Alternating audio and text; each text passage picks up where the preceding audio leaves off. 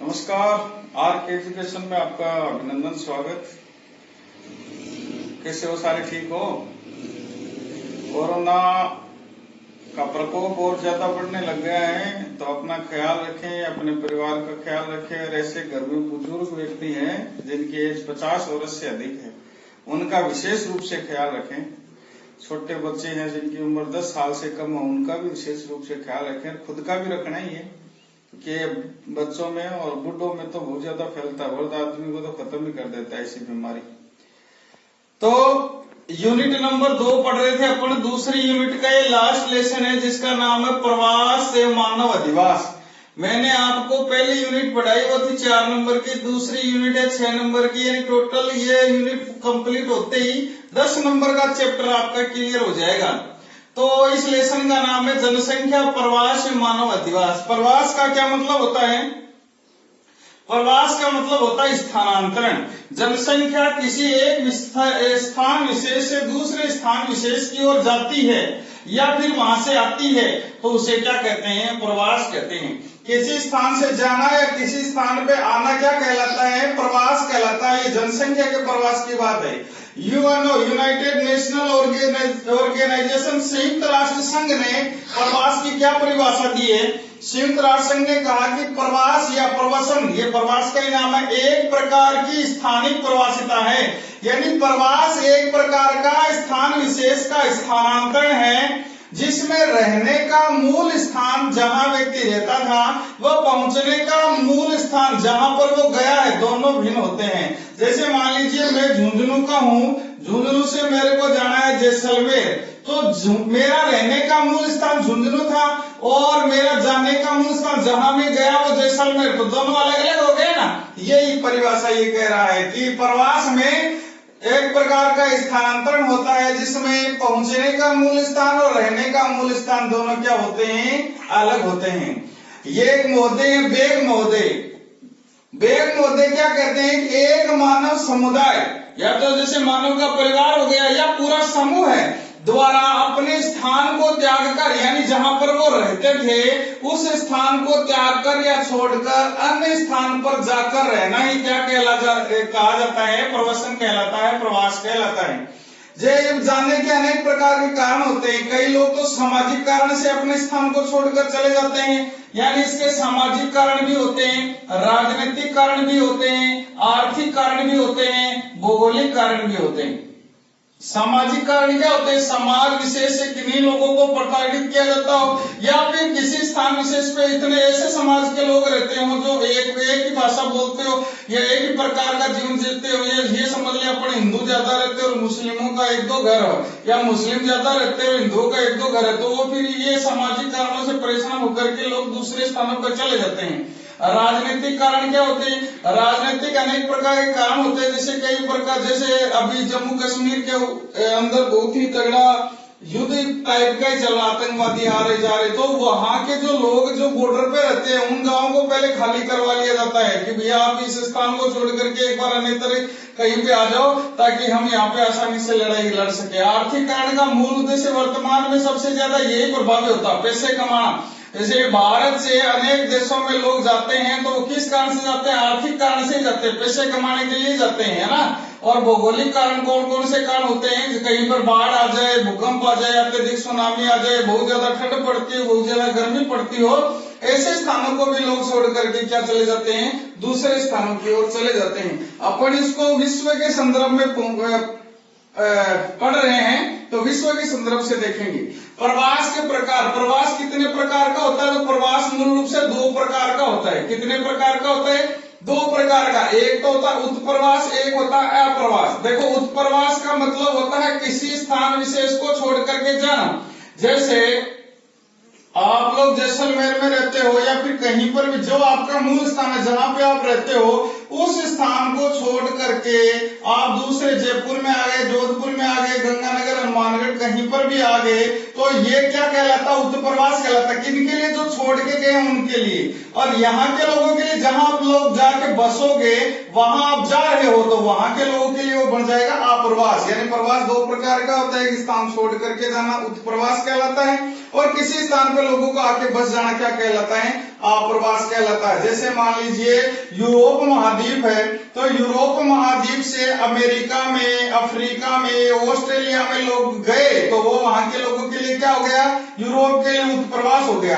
परंतु वो अमेरिका में गए, अफ्रीका में गए, ऑस्ट्रेलिया में गए, वहां के लोगों के लिए वो क्या हो गया, आप्रवास हो गया। तो देखिए एक परिभाषा देख लेते हैं, उत्प्रवास किसी स्थान से जाना क्या कहलाता है, उत्प्रवास। जैसे यूरोप से उत्तरी अमेरिका, दक्षिणी अमेरिका की तरफ जाना। आप्रवास बाहरी स्थानों से लोगों को आना क्या कहलाता है, आप्रवास। जैसे उत्तरी अमेरिका में इंग्लैंड से, ब्रिटेन से, यूरोप महाद्वीप से लोगों को आना। मानव प्रवास के कितने पक्ष होते हैं, या पक्ष का मतलब है किस किस दिशा में इनको देखा जाता है। तो इसके 5 पक्ष होते हैं, देश, काल, कारण, संख्या और स्थिरता। देश पक्ष, काल पक्ष, कारण पक्ष, संख्या पक्ष और स्थिरता पक्ष। देश पक्ष का मतलब होता है किस देश से लोग आए हैं। देश पक्ष क्या देखा जाता है, इसमें यह देखा जाता है कि किस देश से लोगों का समूह आ रहा है, या कौन से ऐसे देश हैं जहां से लोग जा रहे हैं। तो ये 2 प्रकार का होता है, अंतरराष्ट्रीय यानी एक देश से दूसरे देश, या एक महाद्वीप से दूसरे महाद्वीप, और अंतरराज्यीय यानी एक ही देश के अंदर अनेक राज्यों से। जैसे अभी देख लीजिए आप लोग, उत्तर प्रदेश से, बिहार से, राजस्थान से, महाराष्ट्र में लोग काम करते हैं, या एक दूसरे राज्य के अंदर काम करते हैं। तो ये होता है देश पक्ष। दूसरा कारण पक्ष, इसमें समय को देखा जाता है, कितने समय के लिए लोग आ रहे हैं। एक तो देखिए प्रवास वो भी होता है, आदमी अपने घर को छोड़ करके ऑफिस में जाता है, सुबह जाता है, शाम को वापस आ जाता है, ये कुछ समय के लिए प्रवास होता है, ये भी प्रवास का ही रूप है। एक गांव से लोग शहरों की तरफ जाते हैं, ये गांव गए, यहाँ शहर में लोग जा रहे हैं, सुबह जा रहे हैं, शाम को आ रहे हैं, ये भी क्या हो गया, प्रवास का एक रूप है, टाइप है। तो ये तो हो गया एक दिन का।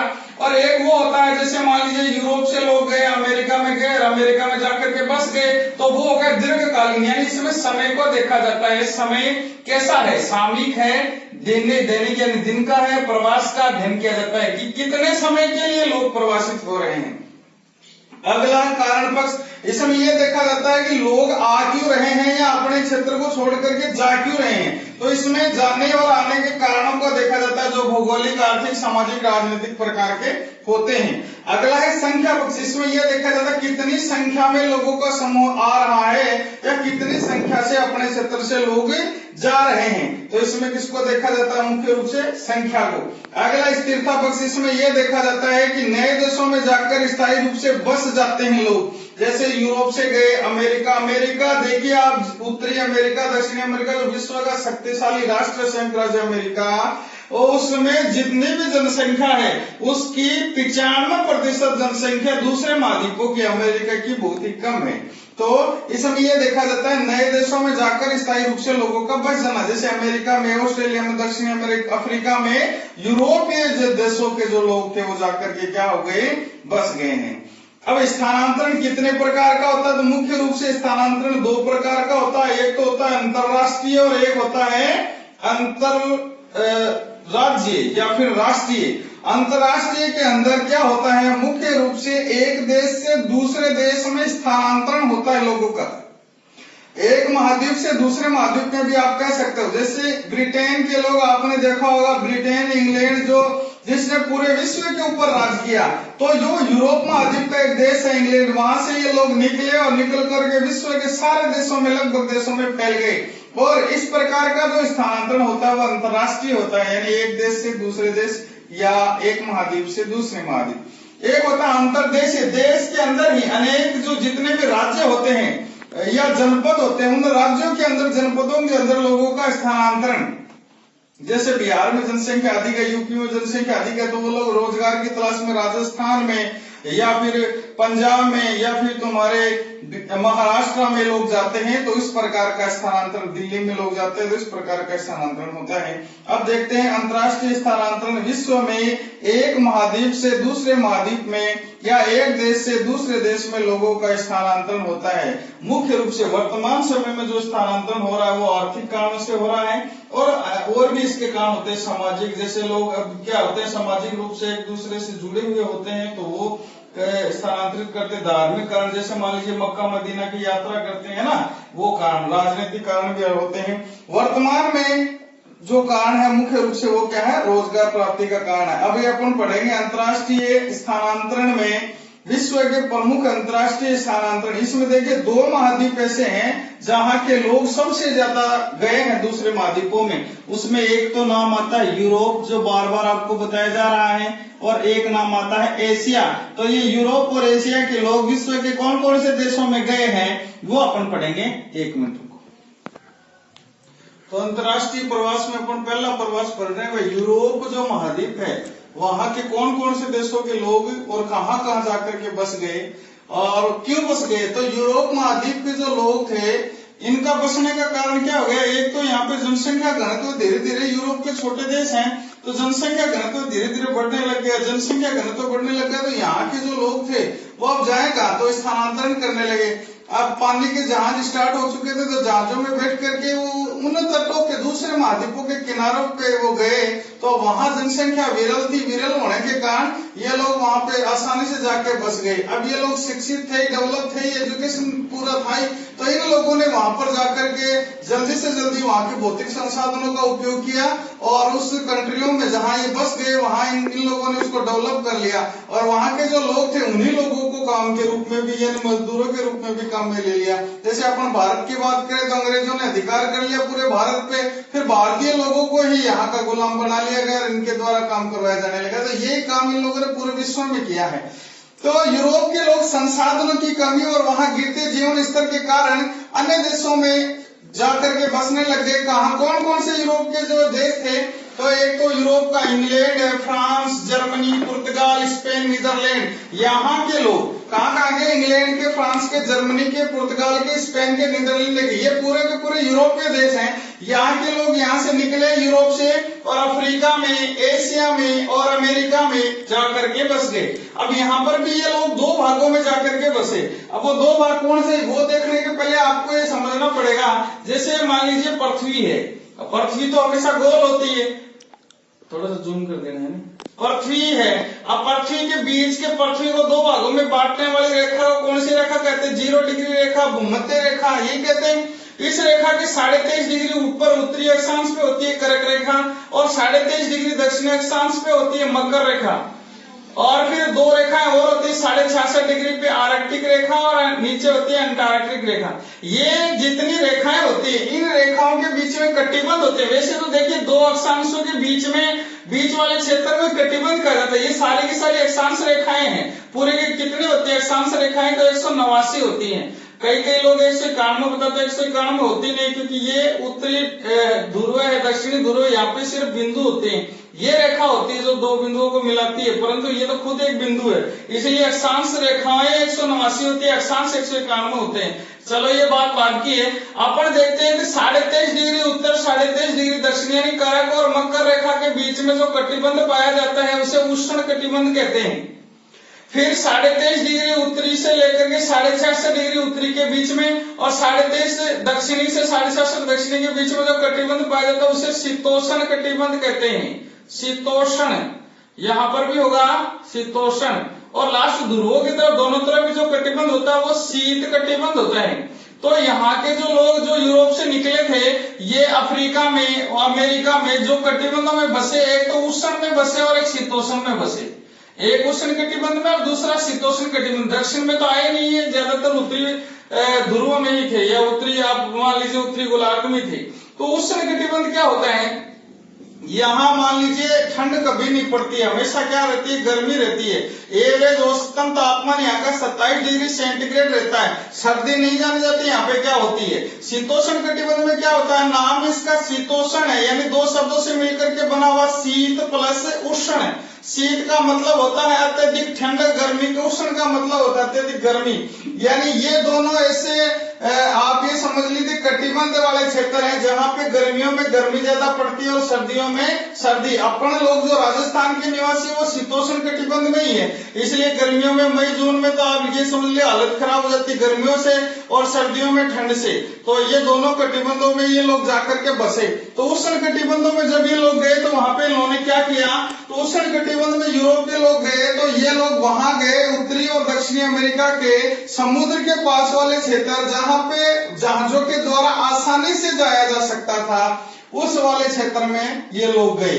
जाने के बाद में यहाँ इन्होंने जैसे यूरोप और एशिया के जो क्षेत्र आते हैं, उसके बाद में अमेरिका वाले क्षेत्र, अफ्रीका का कटिबंधीय क्षेत्र उष्ण वाला, वहां पे इन लोगों ने कपास की, गन्ना की, गरम मसाला की, तंबाकू की, कौवा, चाय, चावल आदि की क्या की, यहाँ पे कृषि की। और कृषि खुद तो करता नहीं, मैंने आपको पहले बता दिया, ये लोग तो वीआईपी टाइप के थे, तो बागानों में काम करने के लिए अनेक देशों से इन लोगों ने बंधुआ मजदूरों को पकड़ा और पकड़ करके जहां पर ये लोग उष्ण कटिबंधीय खेती कर रहे थे वहां पे लाके पटक दिया और वहां पे इन लोगों ने इनसे क्या करवाए, ये कृषि करवाई।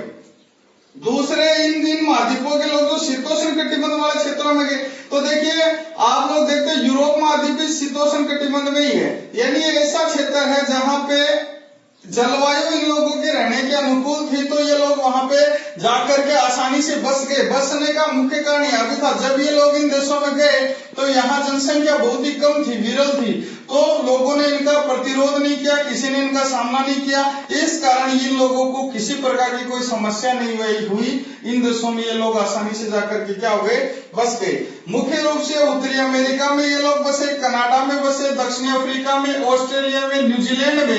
इन यूरोपीय महाद्वीप के लोगों की संख्या क्या पाई जाती है, सर्वाधिक पाई जाती है, सबसे ज्यादा पाई जाती है। वैसे तो सबसे ज्यादा अमेरिका में पाई जाती है, संयुक्त राज्य अमेरिका में लगभग 6 करोड़ लोग, ये 1840 से बाद में अभी देखेंगे आप लोग। 1820 से पहले ये जो यूरोप महाद्वीप के लोग आ रहे थे इन महाद्वीपों में, इनकी संख्या कम थी, लेकिन अचानक से 1820 से 1940 तक लगभग 6 करोड़ लोग अन्य देशों से आए और आकर के बसने लगे इन देशों में। और सबसे ज्यादा कौन से देश में बसे, तो संयुक्त राज्य अमेरिका में। अकेले संयुक्त राज्य अमेरिका की बात करें तो 1840 से 1940 के मध्य अकेले संयुक्त राज्य अमेरिका में 5 करोड़ लोग आकर के बस गए थे। और ये 4 करोड़ तो लोग मात्र 1940 से पहले 34 सालों के भीतर ही 4 करोड़ लोग आकर के इन देशों में बस गए थे। ये था तुम्हारा यूरोपीय प्रवास, 2 प्रकार का, उष्ण कटिबंधीय और शीतोष्ण। उष्ण में इन लोगों ने क्या करवाई, कृषि करवाई, शीतोष्ण में ये लोग क्या हो गए, आकर के बस गए। अब अपन पढ़ते हैं एशियाई देशों से लोग, तो मुख्य रूप से एशिया के 3 ही देशों से लोग निकले बाहर। उसमें 1 नंबर पे चीन आता है, फिर जापान आता है, फिर अपना भारत आता है। तो देखिए सबसे पहले देखते हैं चीन से। एशियाई देशों में बताया यह जाता है कि एशिया मानव शास्त्रियों के अनुसार मानव की उत्पत्ति सबसे पहले कहाँ हुई है, मध्य एशिया में हुई है। मानव जो प्रजाति है इसकी उत्पत्ति कहाँ हुई, मध्य एशिया में हुई है। अब मध्य एशिया में मानव प्रजाति का जन्म हुआ, अब इस दूसरी नई प्रजाति आती गई, इस पुरानी प्रजाति को खदेड़ती गई, तो ये यहाँ से खिसकती किनारों की तरफ चली गई। इसलिए यहाँ के लोग जो यहाँ के मूल थे वो लोग धीरे धीरे यहाँ से प्रवासित होते चले गए। और कहाँ चले गए, तो देखिए चीन से मुख्य रूप से मंचूरिया में, कोरिया में, मलेशिया में, थाईलैंड में, वियतनाम, फिलीपींस, म्यांमार और आदि देशों में। इसके अलावा आप ये देख लीजिए दक्षिणी अफ्रीका में और ऑस्ट्रेलिया में भी चीन से लोग दूसरे इन जो मैंने नाम लिया यहाँ पे गए हैं। जापान से मुख्य रूप से, जापान एक छोटा सा देश है क्षेत्रफल की दृष्टि से, तो जापान से हवाई द्वीप में, संयुक्त राज्य अमेरिका में, कनाडा में, ब्राजील में, ऑस्ट्रेलिया में, मंचूरिया में, लारे आदि देशों के अंदर ये लोग यहाँ से जापान से गए हैं। भारत की बात करें तो भारत में पहले बौद्ध भिक्षु रहते थे। बौद्ध धर्म का प्रचार आपने पढ़ा, सम्राट अशोक के काल में बौद्ध धर्म का प्रचार प्रसार करवाया गया। तो बौद्ध धर्म के प्रचार के लिए लोग मुख्य रूप से भारत से म्यांमार, श्रीलंका, मलेशिया, इंडोनेशिया आदि देशों में गए। यहाँ पे इन लोगों ने बौद्ध धर्म का प्रचार भी किया और यहाँ के बौद्ध भिक्षु जाकर के बस भी गए थे। अंग्रेज जो थे भारत में जिन्होंने राज किया, पूरे विश्व पर ही राज किया, ये अंग्रेज अनेक प्रकार के देशों में जहां पर ये बागान लगाते थे, उन बागानों में काम करवाने के लिए भारतीयों को पकड़ते बंधुआ मजदूर के रूप में, पकड़ करके दक्षिणी अफ्रीका में, मॉरिशस में, फिजी में, त्रिनिडाद में आदि देशों में बागानों के लिए इन लोगों को यहाँ पे लाया और यहाँ पे छोड़ दिया, यानी यही कई ये लोग बन करके रह गए। पहला स्थानांतरण अपने पढ़ा अंतरराष्ट्रीय स्थानांतरण, जिसमें महाद्वीपों की बात की। अब दूसरा स्थानांतरण पढ़ते हैं अंतर्देशीय स्थानांतरण। अब अंतर्देश में क्या होता है, एक ही देश के अंदर अलग अलग जितने राज्य होते हैं उन राज्यों के बीच में जनसंख्या का प्रवास होता है। और दूसरा होता है स्थानीय प्रवास, इसके अंदर एक ही राज्य के अंदर, अब दूसरे राज्य नहीं है, एक ही राज्य के अंदर जो शहर होते हैं, जो जिले होते हैं, उनके मध्य प्रवास होता है, या फिर गाँव से शहरों की ओर प्रवास होता है। तो देखते हैं अंतरदेशीय स्थानांतरण। अंतरदेशीय स्थानांतरण में सबसे पहले पढ़ते हैं अंतरराज्यीय स्थानांतरण, जिसमें अब सिंपल भाषा में उत्तर प्रदेश के, हरियाणा के जो लोग हैं वो दिल्ली में जाकर के बस जाएं, या फिर राजस्थान से लोग गुजरात और महाराष्ट्र में जाकर बस जाएं और बसे ही हैं। ये जो स्थानांतरण होता है, ये कौन सा स्थानांतरण होता है? अंतरराज्यीय स्थानांतरण। और ये अब अलग अलग, जैसे ये जितने राज्यों के नाम आए ये भारत के आ गए। अगर अमेरिका की बात करेंगे तो अमेरिका के अंदर ही होगा ये। रूस की बात करेंगे तो रूस के अंदर ही होगा। जैसे संयुक्त राज्य अमेरिका के लोग हैं, वो संयुक्त राज्य अमेरिका के पूर्वी प्रांतों में ज्यादा रहते थे, यहाँ से वो लोग निकल करके किधर चले गए? पश्चिमी प्रांतों में चले गए। और रूस में जब रूस की क्रांति 1917 में, उस क्रांति के बाद में मुख्य रूप से रूस के जो साइबेरिया का क्षेत्र है, वहां पे जो लोग हैं कृषि फार्मों इन लोगों ने बनाया और वहां पर ये लोग चले गए, रूस से निकल करके साइबेरिया की कृषि फार्मों में जाकर के बस गए। मुख्य रूप से लोग स्थानांतरण क्यों होते हैं? तो व्यापार के लिए होते हैं, उद्योगों के लिए होते हैं, कृषि करने के लिए होते हैं, और खनिज जहां निकलते हैं वहां पे ये लोग क्या हो जाते हैं? स्थानांतरित हो जाते हैं। मुख्य रूप से ये समझ लिया रोजगार के लिए और अपने प्रत्यक्ष लाभ के लिए लोग यहाँ से स्थानांतरित होते हैं। ये तो था अंतरराज्यीय। दूसरा पढ़ते हैं स्थानीय प्रवास। तो राज्य के अंदर ही ये प्रवास होता है। राज्य के अंदर के जितने भी शहर होते हैं उन शहरों के मध्य प्रवास, जैसे राजस्थान के जैसलमेर से लोग निकल करके जयपुर में, कोटा में, अजमेर में आ जाए तो उस प्रकार का प्रवास है।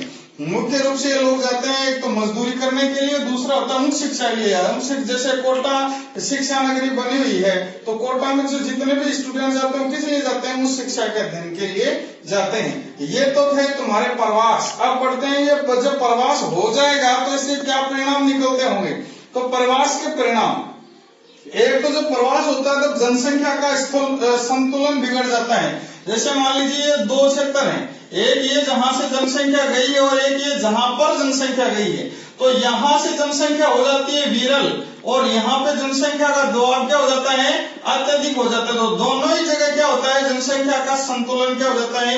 बिगड़ जाता है। दूसरा संस्कृति का प्रसार होता है। यहाँ के मान लीजिए जो लोग हैं, जनसंख्या का तो यहाँ बड़ा, ये कोई शहर था, इधर से भी कोई लोग आए, इधर से भी कोई लोग आए, इधर से भी आए, इधर से भी आए, एक ही क्षेत्र में जाके बड़े। तो इन सब क्षेत्रों के जो लोग आए थे, इनकी सबकी संस्कृति अलग अलग थी, इनका खान पान अलग अलग था, इनका पहनावा अलग अलग था, इनकी भाषा अलग अलग थी, इनकी वेशभूषा अलग, इनके धर्म अलग अलग थे। तो ये सारे लोग जब एक जगह इकट्ठे होते हैं तो यहाँ की जो जनसंख्या थी या फिर ये सारे लोगों का प्रभाव ये यहाँ की संस्कृति के ऊपर पड़ता है।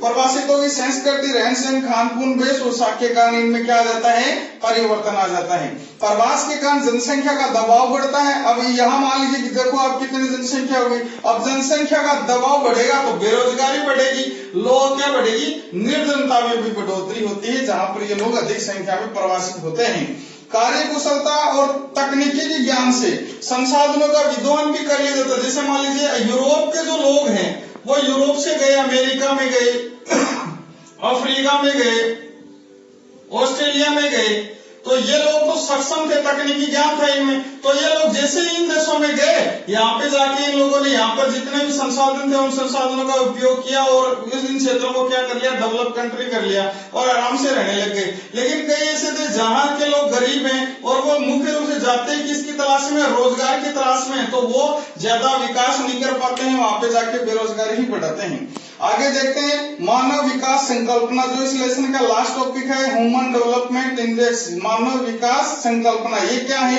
तो देखिए जितने भी विश्व के देश हैं, अभी वर्तमान में 186 देश इसके सदस्य हैं, जितने भी विश्व के देश हैं, ये देश मुख्य रूप से क्या करते हैं? हमारे देश के जो लोग हैं वो भाई कितने ज्यादा सक्षम हो चुके हैं ये देखा जाता है। तो देखने के तरीके, पहले तो देखो इनको देखने के लिए व्यक्ति के पास में जो आय होती थी या फिर जो पूंजी होती थी उस पूंजी को देखा जाता था। इस आदमी के पास इतनी ज्यादा पूंजी, इसका मतलब ये उतने ज्यादा सक्षम है, या इस देश के पास इतनी अधिक पूंजी है तो यहाँ के लोग इतने ज्यादा सक्षम है। परंतु वर्तमान में ये नहीं देखा जाता। वर्तमान में ये देखा जाता है कि जिस देश के जो नागरिक हैं उन नागरिकों का स्वास्थ्य कैसा है, क्या देखा जाता है? वहाँ का स्वास्थ्य देखा जाता है, वहाँ की आय देखी जाती है, उन लोगों की शिक्षा देखी जाती है, उनका जीवन स्तर देखा जाता है, उनका जो पोषण होता है, जो खाना होता है, खान पान, उनको देखा जाता है। इन सारी चीजों को सम्मिलित किया जाता है और सारी चीजों को सम्मिलित करने के बाद में यह देखा जाता है कि इस देश में रहने वाले जो लोग हैं वो मुख्य रूप से किस प्रकार के, सबसे अधिक क्वालिटी की जिंदगी जीने वाला कौन सा देश है विश्व के अंदर, उसके बाद में इन लोगों का जीवन स्तर कैसे कैसे है, तो ये देखा जाता है। तो ये मानव विकास की संकल्पना सबसे पहले दी जाती थी अमेरिका का एक पाकिस्तान का अर्थशास्त्री था, नाम था महबूब उल हक।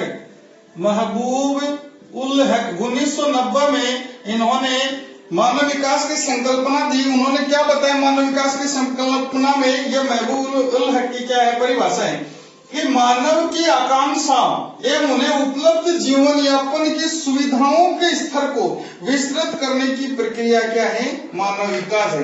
यानी हर आदमी की इच्छाएं होती है, आकांक्षाएं होती हैं, उन आकांक्षाओं को जो जीवन है उस जीवन के आधार पर अपन कितनी सुविधाएं ले सकते हैं, या जो मानव है वो कितनी सुविधाएं ले सकता है, उसी के विस्तृत अध्ययन की प्रक्रिया क्या है, मानव विकास है। मानव विकास का अर्थ होता है लोगों के विकल्पों में वृद्धि कर उनके जीवन में क्या लाना, सुधार लाना। लोगों के विकल्पों में वृद्धि कर जीवन में क्या लाना, सुधार लाना। देखो विकास अलग चीज होता है और वृद्धि अलग चीज होती है।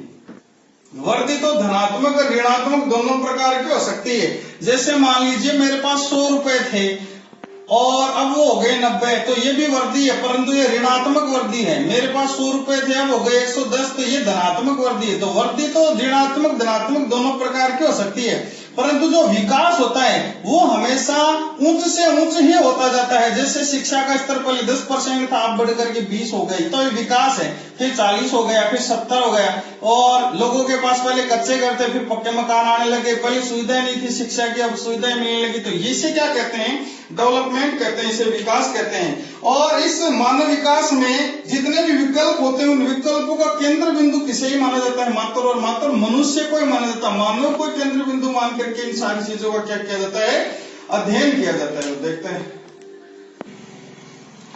अब देखते हैं इसमें मानव विकास सूचकांक, ह्यूमन डेवलपमेंट इंडेक्स, इसकी क्या होती है, एक सूची बनती है, एक सारणी बनती है जिसके क्रमांक होते हैं 0 से लेकर के 1 तक। 0 से 1 के मध्य इसके नंबर होते हैं, जैसे 0.01, 0.02, ऐसे करते करते करते 0.999, फिर लास्ट में आ जाता है 1। तो जो 1 के जितना नजदीक होता है देश, वो उतना ही ज्यादा विकसित माना जाता है। वहां के नागरिक उतने ही ज्यादा क्या माने जाते हैं, संपन्न माने जाते हैं, सुखी माने जाते हैं। और जो 0 के जितना नजदीक होता है वहां के नागरिक उतने ही अविकसित माने जाते हैं, उतने ही ज्यादा वो मान लीजिए, ये समझ लीजिए आप, आर्थिक सामाजिक हर प्रकार से कमजोर माने जाते हैं। तो इसको 3 भागों में बांटा गया, 3 श्रेणी में। अब आपके क्वेश्चन आ जाता है मानव विकास सूचकांक की सूचना जारी कौन करता है, तो ये करता है संयुक्त राष्ट्र विकास कार्यक्रम। क्वेश्चन है मानव विकास सूचकांक की सूचना कौन जारी करता है, तो कौन करता है, संयुक्त राष्ट्र विकास कार्यक्रम UNDP, united national development programme जारी करता है। क्वेश्चन आ जाए संयुक्त राष्ट्र मानव विकास सूचकांक को अंग्रेजी में क्या कहते हैं, तो ह्यूमन डेवलपमेंट इंडेक्स, मानव विकास सूचकांक। रिपोर्ट कब प्रकाशित हुई, सबसे पहले 1990 में। किन्होंने प्रकाशित की, पाकिस्तान के अर्थशास्त्री महबूब उल हक ने। साथ में कौन से, अमर्त्य सेन और थे, इनके साथ में नाम आता है अमर्त्य सेन का। ठीक है, तो अब देखते हैं इनकी जो सूची होती है उस सूची को 3 भागों में बांटा गया। उच्च मानव विकास श्रेणी के मध्य कौन कौन से देश आएंगे, मध्य विकास श्रेणी में कौन से आएंगे, निम्न विकास श्रेणी में कौन से आएंगे। तो देखिए, जिस देशों की जनसंख्या कम होती है और वो देश आर्थिक रूप से अगर अच्छे होते हैं, मजबूत होते हैं, तो वो देश इसकी श्रेणी में आते हैं। 1 नंबर पे 2013 में की ये सारणी की मैं बात कर रहा हूँ, अभी जो मैं पढ़ा रहा हूँ आपकी किताब में 2013 के अकॉर्डिंग दे रखा है। तो नार्वे है, 2003 के अकॉर्डिंग में नार्वे था। यानी नार्वे ऐसा देश है जो सबसे ज्यादा, जिसका मानव विकास सूचकांक 0.955, तो सबसे ज्यादा विकसित माना जाता है। किसकी श्रेणी में, लोगों की वहां की आकांक्षाओं में वृद्धि के संबंध में।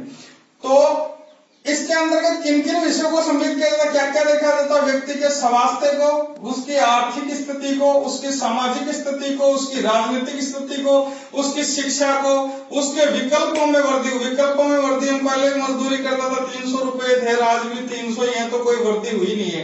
लेकिन मजदूरी अच्छी मिलने लगी है, कृषि के अलावा अन्य उद्योगों में भी काम मिलने लग गया है, तो विकल्पों में भर्ती मानी जाती है। और अवसरों की प्रक्रिया, अवसरों का मतलब है समान काम के लिए समान व्यक्तियों को इसमें क्या दिया जाता है, अवसर मान दिया जाता है, किसी प्रकार का भेदभाव नहीं किया जाए। इन चीजों को इसके अंतर्गत सम्मिलित किया जाता है। अपन पढ़ते हैं अंतर्राष्ट्रीय प्रारूप 2013 के अकॉर्डिंग, जिसके अंतर्गत कितने देशों को सम्मिलित किया गया है, 186 देशों को सम्मिलित किया गया है। एक नंबर पे उच्च मानव विकास श्रेणी, यानी वे देश जिनका मानव विकास सूचकांक 0.71 से क्या है, अधिक है।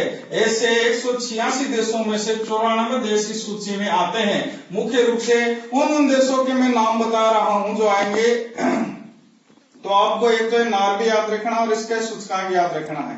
और देख लेते हैं नॉर्वे, जिसका सूचकांक है 0.955, ऑस्ट्रेलिया का सूचकांक है 0.938, संयुक्त राज्य अमेरिका का सूचकांक है 0.937। इसके अलावा Netherland, Germany, Japan, Hong Kong, Israel, Singapore, Korea, Chile, संयुक्त अरब अमीरात यूएई यानी खाड़ी वाले देश इसके अंतर्गत आते हैं। दूसरा है मध्य विकास श्रेणी, जिनका मानव विकास सूचकांक 0.5 से 0.7 के मध्य तक रहता है। 186 देशों में ये भी कितने देश आते हैं, 47 देश आते हैं। चाइना इसी में भी आता है, भारत भी इसी में आता है। भारत आएगा तो पाकिस्तान भी आएगा, बांग्लादेश भी आएगा। तो देखो चाइना, जिसका मानव विकास सूचकांक 0.699 यानी 7 के समथिंग है। उसके बाद थाईलैंड, मंगोलिया, फिलीपींस, फिर आता भारत, जिसका सूचकांक है 0.554। तो ये आपको याद रखना है। 2013 के मानव विकास सूचकांक के अनुसार भारत का कितना मानव विकास सूचकांक है, तो 0.554 है। फिर इंडोनेशिया, पाकिस्तान और बांग्लादेश का दोनों का एक ही है, 0.515 यानी 0.515। लास्ट आता है निम्न विकास श्रेणी के देश, ऐसे देश जिनका मानव विकास सूचकांक 0.5 से भी क्या है, कम है। इसके अंतर्गत कितने देश आते हैं, 186 में से 45 देश आते हैं। इसमें मुख्य रूप से दक्षिण अफ्रीका के लगभग ही देश आते हैं, और इसके अलावा तुम्हारा नेपाल भी इसी में आता है, म्यांमार भी इसी में आता है। तो देखिए Congo, Chad, Myanmar, Rwanda, Sudan, Ethiopia, Afghan, Niger, जिसका मानव विकास सूचकांक सबसे कम है 0.304। उसके बाद नेपाल और जाम्बिया। ये तो थी विश्व के संदर्भ में बात। अगर भारत की बात करें तो भारत का एक राज्य ऐसा है जिसका मानव विकास सूचकांक सबसे अधिक है, वो राज्य कौन सा, केरल। याद रख लेना, जिसका मानव विकास सूचकांक कितना है, 0.700। और इसके अलावा उच्च श्रेणी में कौन कौन से राज्य आते हैं, तो केरल के साथ में आता है दिल्ली, हिमाचल प्रदेश, गोवा और पंजाब। और भारत के वे राज्य जो सबसे निम्न श्रेणी में आते हैं वो आते हैं बिहार, उड़ीसा और छत्तीसगढ़। ये था आपका लेसन प्रवास व मानव विकास सूचकांक या मानव विकास। और 2 यूनिट कंप्लीट हो गई। टोटल 10 नंबर का चैप्टर आपका क्लियर हुआ। आगे 6ठा नंबर लेसन है जिसके अंदर अधिवास पढ़ेंगे, वो खुद ही 4 नंबर का ही है। तो पढ़ते रहिए, नोट्स जरूर बना लीजिएगा। अभी आपको लगभग समझ में आ गया होगा, नहीं आए तो फिर क्लासों में एकदम क्लियर हो जाएगा। ठीक है। जय हिंद, जय भारत, जय जय राजस्थान।